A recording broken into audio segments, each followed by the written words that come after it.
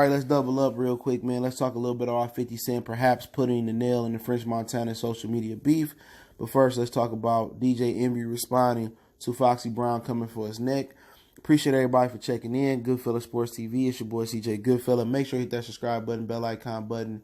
Share the videos. Don't forget to check out my other channel for my Detroit people, Motor City Sports Talk. Share the videos, the best way to help out. And let's talk a little bit about Foxy and DJ Envy, and then we roll into the 50 French Montana situation. All right, Foxy Brown took offense when Pooh was on the Breakfast Club and Envy asked Pooh what happened to Foxy Brown. And I guess she took it where Envy basically knew what happened. He was trying to sneak this, but everybody don't know what happened with Foxy Brown. All right, and he basically said, you know, she fell back because she had a hearing loss or hearing situation. She had a daughter and all this. So then Foxy went on social media, came out of nowhere, and said basically, I went 4 times platinum. I had a daughter. I had a hearing problem. He like Envy used to carry my bags, or you was my son and all this, Brooklyn boys and all that. And nobody understand why she responded so hot and so spicy. But then DJ Envy finally responded to Foxy going at his neck on the Breakfast Club, and I'll link all this in the description so you can check it out. He said the funny thing about Foxy Brown is she's a little delirious. I used to DJ for Foxy Brown. I used to be with her writing team. They used to help her write. I actually produced a couple of joints for her, I believe. One made it to my album, one made it to her album, but I DJ'd Ed for her. And I remember our last show. She got $70,000 to perform, and we stopped the bus in front of the Louis Vuitton in Manhattan. She gave us all her envelopes because everybody got paid. So everybody like going through their envelope to get paid. He said I grabbed mine envelope. I opened the envelope and it was $300. I said, what can I buy at the Louis Vuitton for $300? I never DJ'd for her again, but I wish her the best. All right. And, you know, at the end of the day, I don't know what everybody else got. So maybe everybody else went in the store and went crazy with their money, and she shorted DJ Envy. Maybe Envy didn't do a good job DJing. I don't know. Maybe she had an issue. Maybe that was her way of telling him he need to move on. I'm getting a new DJ. I'm not sure why she shorted him. He didn't really elaborate on it. But at the end of the day, I'm expecting her to respond to this because basically he kind of trying to hung her out there saying her writing team, and maybe it's known that people wrote for Foxy Brown, or maybe the common person know that because everybody act like Drake was the first dude with a ghostwriter when, you know, Puffy, Dr. Dre, Kanye West, and a lot of other guys had ghostwriters throughout, you know, hip-hop. And a lot of other dudes wrote hooks. Ja Rule wrote a hook for Jay-Z, you know what I'm saying? So Jay-Z wrote Still Dre. So I don't know if he was trying to hang her out that way, but this story just made her look kind of bad in the light, saying you got $70,000 and you only gave your DJ $300. You know, and I want to know the story behind that. I'm looking for her to rebuttal to that, seeing why he got $300. Because remember that infamous video of Biggie on stage, his DJ came messing up and he threw water on his DJ. You know what I'm saying? He checked him at the show. Maybe it was a situation where he wasn't DJing and playing right, but at the end of the day, it's definitely some history there, some bad blood there, and I definitely could see why she took offense to what DJ Envy said, just on how they relationship soured and how it ended, with her just only giving him $300 for doing the job where you just got $70,000. But hey, you know, it is what it is. And for Envy, you know what I'm saying, you ain't gonna win a battle with a woman. You know what I'm saying? If you go hard on her, you go in there on her, you know, it just, you know, he took pretty much the high road. And you know, you gotta have nerves of steel when you're dealing with women. You know, if you let women get under your skin and let them know how they push your buttons, it's not a battle you can win. You put your hands on them, that's an L. You know, you're going back and forth with a woman while you arguing with a woman. Just take the higher road, KIM, keep it moving. And that's what it's going to have to be. And obviously, he touched a nerve. And maybe she a little sensitive to what happened because everybody don't know what happened to Foxy Brown. And a lot of kids today don't even know who Foxy Brown is.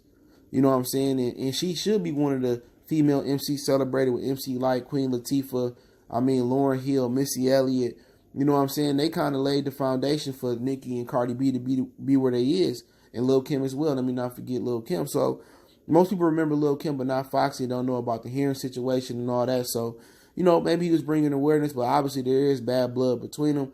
But let's fall into what happened between 50 and French Montana.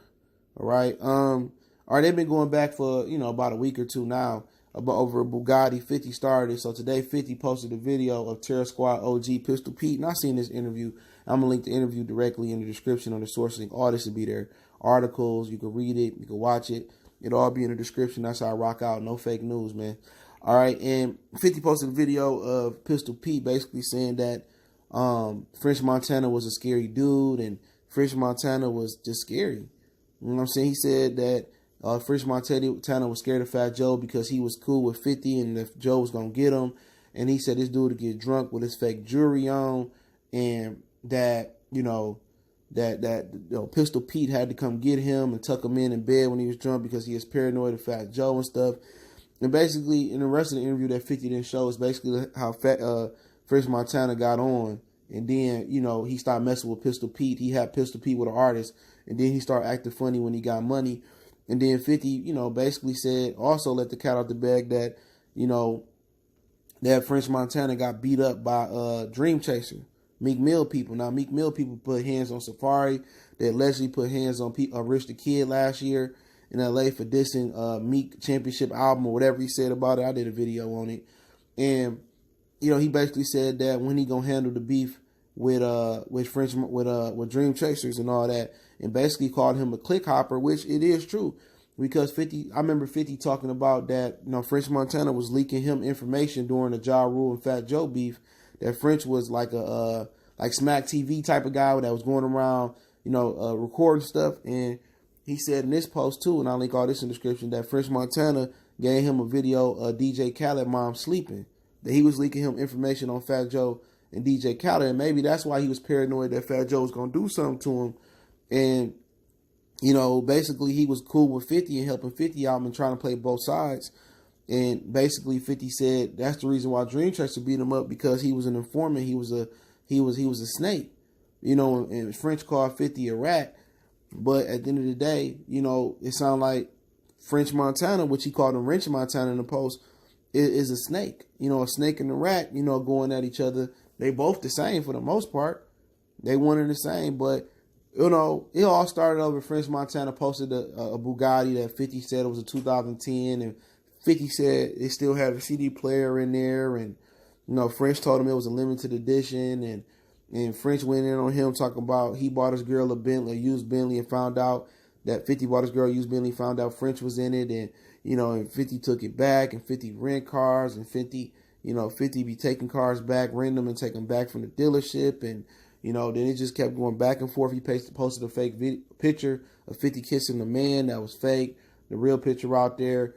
And then 50 basically trying to put the nail in the coffin, an entire thing. But, basically, it's petty, and, French Montana, he ain't the toughest dude and he ain't the most lyrical artist out there, though. You know what I'm saying? But, he doing his thing. He finessed the gold record, 50 Cent, showed how he fake streams and all that. And they going back at it. I think it's better when New York work together, to be honest. May it be Queens, Brooklyn, the Bronx, Staten Island, Manhattan, Uptown, Harlem. It's better. Rap is better when they work together. And what 50 Cent did was he split up. He split New York up. He had New York beefing with New York.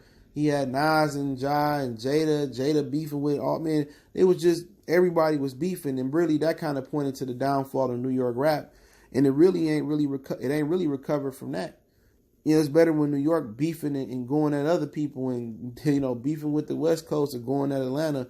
But, 50 is an integral part on how rap changed and how the South took over. Without 50, the South probably wouldn't have took over as fast and as rapidly do. Now you got guys from New York sounding like guys from Atlanta. 50 kind of helped music, the sound change with Atlanta. Had the New York brothers been working together, maybe Atlanta don't take over so much. But like I said, man, with French Montana, man, he tried to hold his own with 50, but 50 just got receipts. He creative. He quick on his feet. He a good critical thinker in the beef. And, people, and he got a blind fan base, excuse me. He got a blind fan base like Drake. Some people think Drake can do no wrong or take no L's, just like Eminem. He got a fan base that been here for almost 20 years now. Them dudes hard to beat. Even if you got proof, they not going to turn on 50. Everybody hear the stories about 50 snitching and hear the stories about 50 ratting. Hearing the story about, 50, seeing the pictures that Vivica Fox playing with 50 butt and said he like his butt played with and stuff. He can do no wrong. He's immaculate. You know what I'm saying? So you really got to pull something out to stop him. 50 can bully dudes. He can go at Moneybag L and call his girl at the time Megan Thee Stallion a hoe. He can do all that because who going to pull up on 5-0? Because you're going to end up in the back of a police car. You're going to end up in the back of an ambulance with him. It's a lose-lose situation. You know what I'm saying? So it is what it is. French Montana leak what happened on Power. I don't watch Power. It's hard to watch The Wire, Sopranos, and good shows like that, man, and go watch Power. It's just my opinion. But hey, let me know what you guys think about the 50 and Wrench Montana, aka French Montana stuff. 5-0, 5-9, whatever, Rat 9, whatever French want to call them. And what y'all think about Meek Mill putting hands on him? I want to hear what Meek Mill got to talk about his boys putting hands on Wrench Montana and French Montana. But also, let me know what y'all think about DJ Envy and Foxy. I think he tried to take the high road, but also he put a little petty in there, man. So I ain't mad at him. Sometimes you got to be petty to get your point across. And Foxy's just losing her life. 4 times platinum. How many female artists can say they did that? Not too many. So don't forget, we on Facebook, Instagram, Twitter. You can reach out to the email if you have a business question, inquiry, sponsorship, or video request. All that information is in the description. Don't forget all these source links in the description. Screenshots, videos, interviews. So I'm going to put it all there so you can check it out for yourself. Y'all know we all about receipts. All my social media information, instrumentals, anything you want to know, donation links, PayPal, Cash App. Man, the best way you can help me out is share the video with somebody on social media. One time for the one time. It's your boy CJ Goodfella, Goodfella Sports TV. Appreciate the love, support. We gone.